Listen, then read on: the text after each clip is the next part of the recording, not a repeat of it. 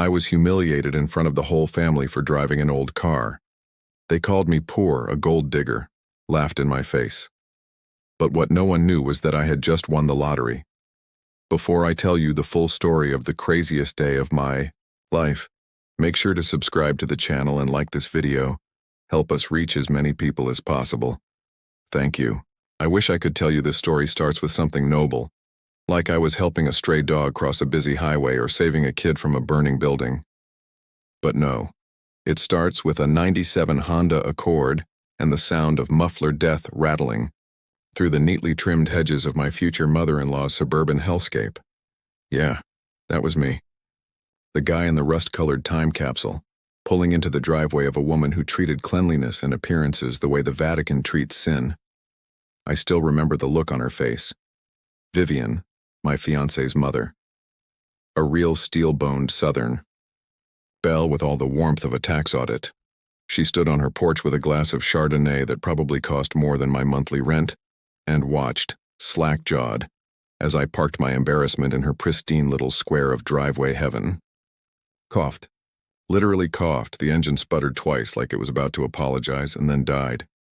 Jesus Christ, she muttered, not even under her breath. Let me be clear, I wasn't poor. Not really. I worked as a high school English teacher. I paid my taxes. I could afford Trader Joe's frozen meals when I wanted to feel fancy. But I wasn't Vivian's version of success. I didn't wear suits. I didn't belong to a country club. And most importantly, I drove a car that looked like it had been resurrected from a junkyard by a priest who had just enough faith but not quite enough tools. "Is that really your car?" she asked, walking over like she was approaching an injured raccoon. "Yep," I replied, forcing a smile. "She's loyal." Vivian laughed. Not a laugh, really. More of a cough soaked in venom. I just assumed maybe it belonged to the landscaper or something. You know, the help. The help. Right. Let's pause here to appreciate the unique skill required to insult someone without using any swear words. Vivian was a black belt in passive aggression. She had mastered the art of the veiled insult. "You're brave for wearing that color. It's so great that you're content with so little. You're doing the best you can, I suppose." But that day she didn't veil anything. No lace curtain, no sugar, just vinegar. "Rebecca always had a thing for charity cases," she said, still smiling. "But I never imagined she'd bring home a man with this level of humility." Humility. She meant poverty. Rebecca, my then fiancée, stood awkwardly by, silent. That was worse than the words. That silence? That silence was a betrayal wrapped in a pretty dress and beige heels. She didn't say, "Mom, stop." She didn't say, "I love him." She just gave me a little shoulder squeeze like I was the family dog who just peed on the floor in front of company. Dinner was a massacre. Pot roast and reputations. Vivian sat at the head of the table, flanked by her perfectly tanned husband and two other daughters with Botox lips and husbands, who wore loafers without socks, Vivian said, cutting her meat with surgical precision. "Don't they pay teachers more now, or are you just passionate about being underpaid?" "Mom," Rebecca started. "No, it's fine," I said. "I make enough to buy books and antidepressants. That's all I really need." No one laughed.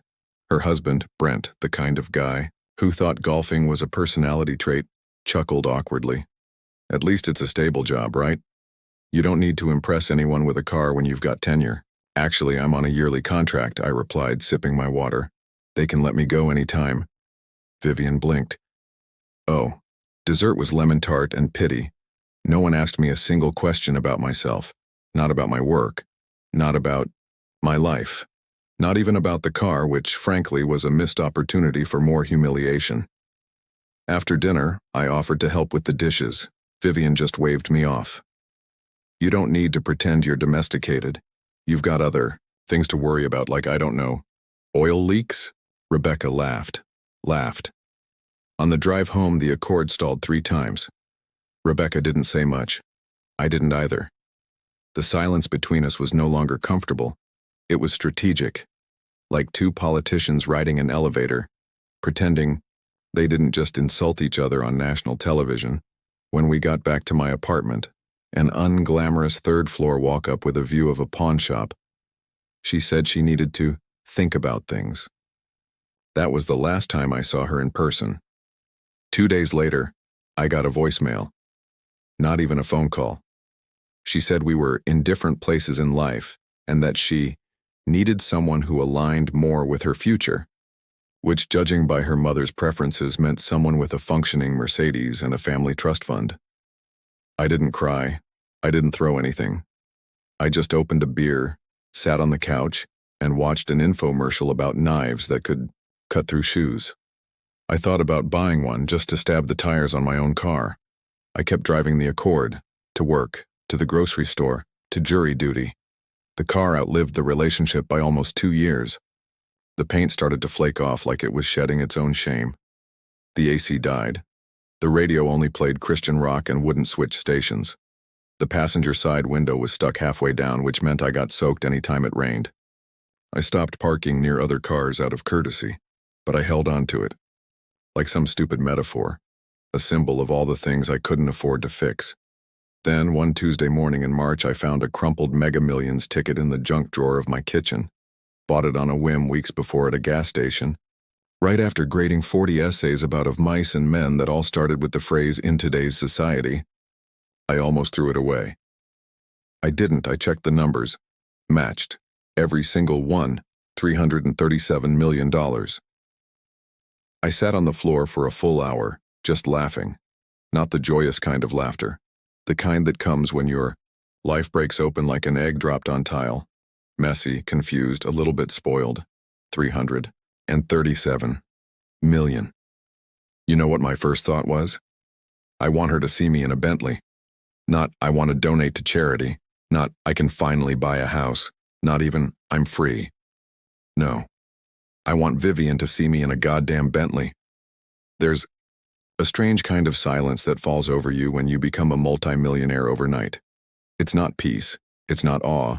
It's like your brain's buffering, trying to load a new version of yourself with better graphics and less trauma, but deep down you know the core software hasn't changed. I still lived in my crappy apartment, still used the same sponge to wash my same 3 plates. But now I had enough money to buy the building. Hell, I could buy the whole damn street, pave it in marble if I felt particularly spiteful.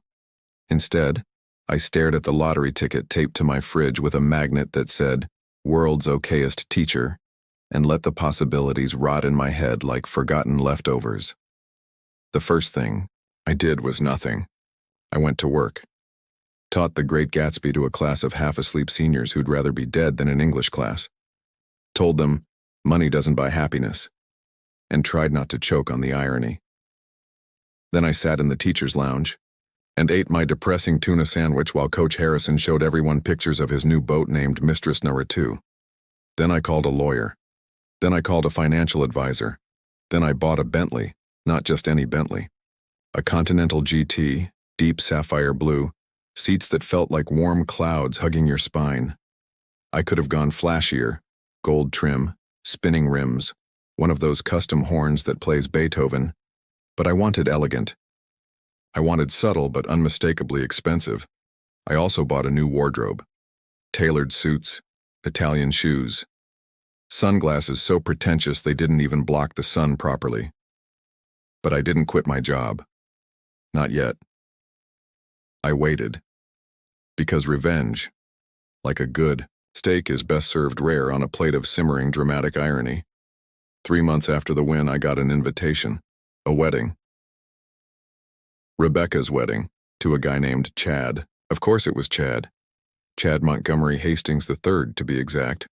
Real estate. Born into it. Like he slid out of the womb with a title deed in one hand and a glass of scotch in the other. Vivian must have hand-sewn the invitations herself. Embossed. Gold lettering, a quote from Corinthians, and a dress code that was basically a warning shot. No Honda drivers allowed. RSVP'd. +1. But I didn't bring a date. I brought the Bentley. I parked it directly in front of the country club entrance, diagonally across 2 valet spots. The valet walked over looking confused, probably ready to tell me to move it. Then he saw the emblem, the shine, the arrogance dripping off the tires. He just nodded and opened my door like I was royalty. I tipped him $100 and told him to Take the night off. Inside, it was a peacock parade of money. Silk dresses, cologne that smelled like private school, conversations about wine cellars and golf scores. Rebecca looked like a porcelain doll with trust issues. Chad looked like the human version of a boat loan. And then there was Vivian. She turned, saw me, and froze mid-sip of whatever overpriced fermentation she was guzzling. Her eyes did this little twitch, like a reboot, from pity to panic. And then, my favorite, performance.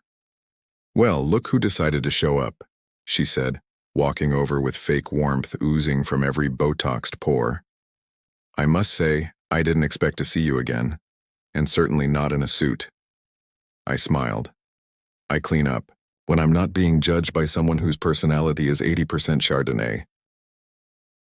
She laughed, too loud, too sharp.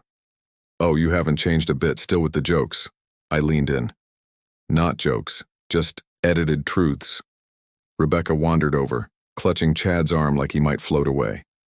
"Hey," she said, eyes flicking, to my wristwatch. "You look different." "Money will do that," I said. She blinked.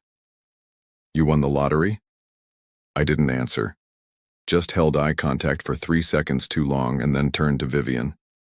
"Still got that lovely porch? The one where you first judged my car like it was a sex offender?" She blinked. I continued. "I kept that Honda, by the way. Had it gold-plated. Sits in a glass box now, like a monument to low expectations." Chad tried to laugh, then stopped, when no one joined him.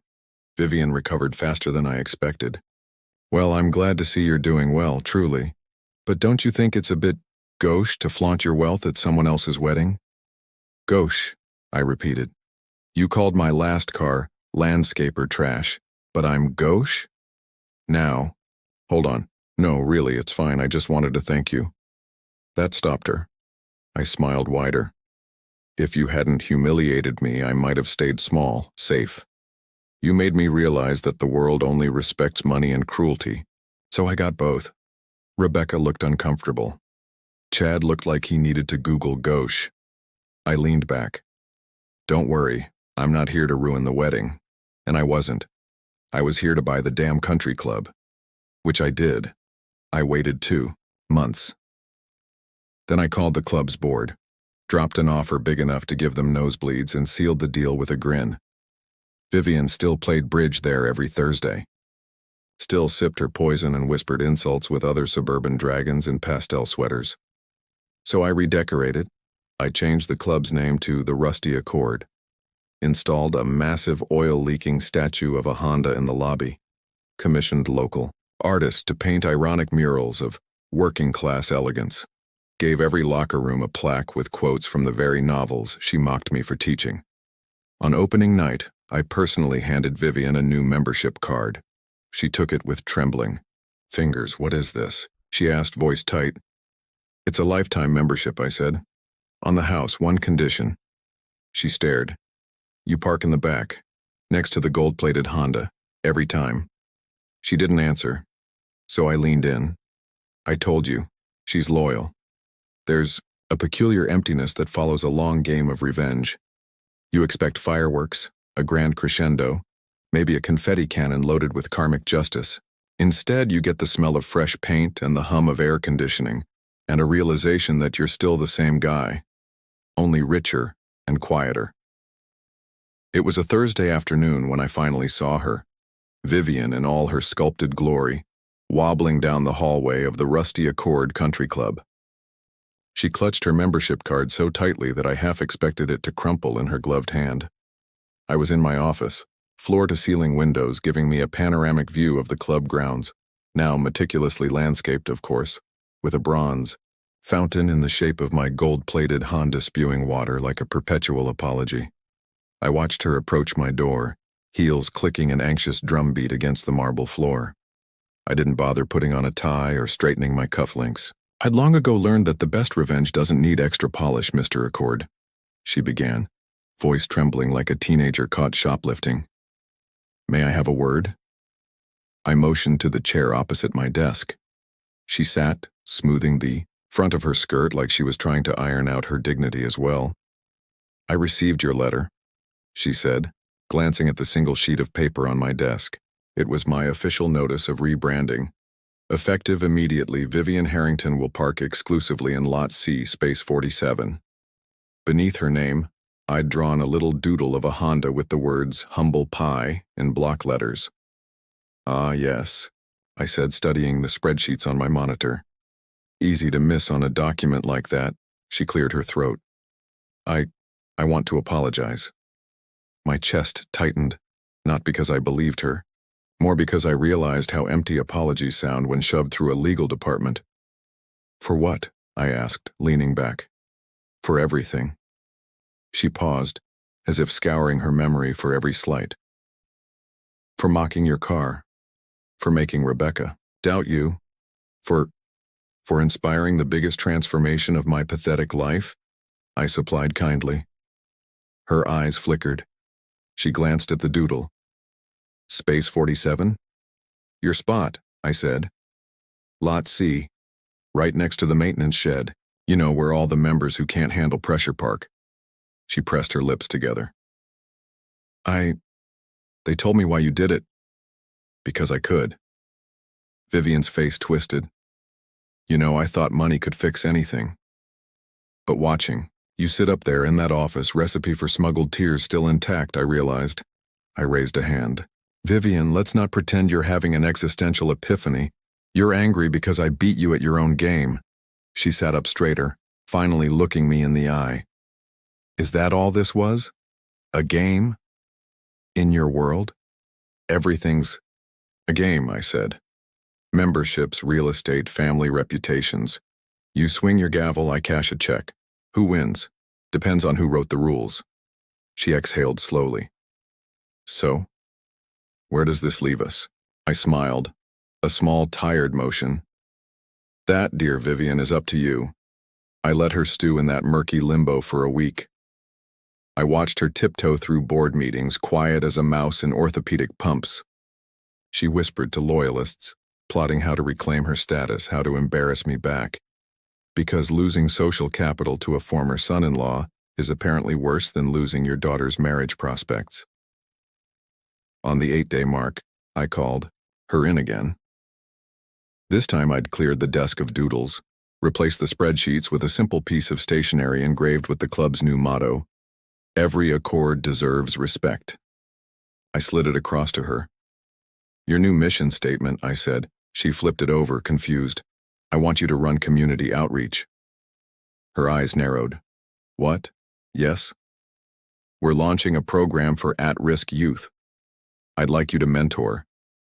Mentor, the woman who once claimed teaching was a hobby for plebeians. "I know it's a shift," I continued, "but it's time to rebuild. Not just this club, but your legacy." She let out a short laugh. "You're kidding." "Not at all. It's either that or I donate all proceeds to the city council and rename the place the Chilton Youth Center. We both know which headline you'd rather face." She stared. Something cracked in her posture, like a porcelain doll losing its final shard of pride. "You'd do that?" "Sure," I said. "I like youth programs." She gulped. "Fine," she whispered. By the end of the month, the Rusty Accord's new Bentley Blues Scholarship Fund was live.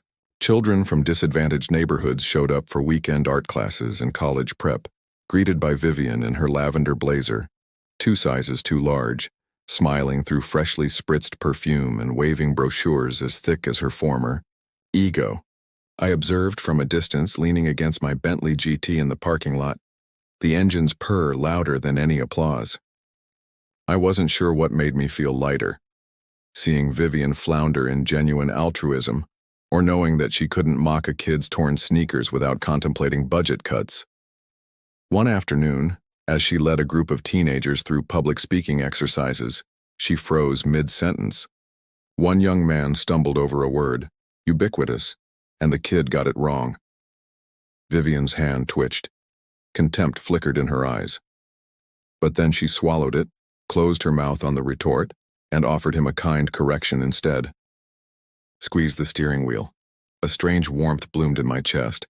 Revenge, it turned out, wasn't a fireworks show.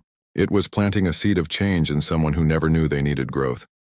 The real punchline is that I never got the grand apology in the style I had initially craved. No red-faced concession speech at the gala.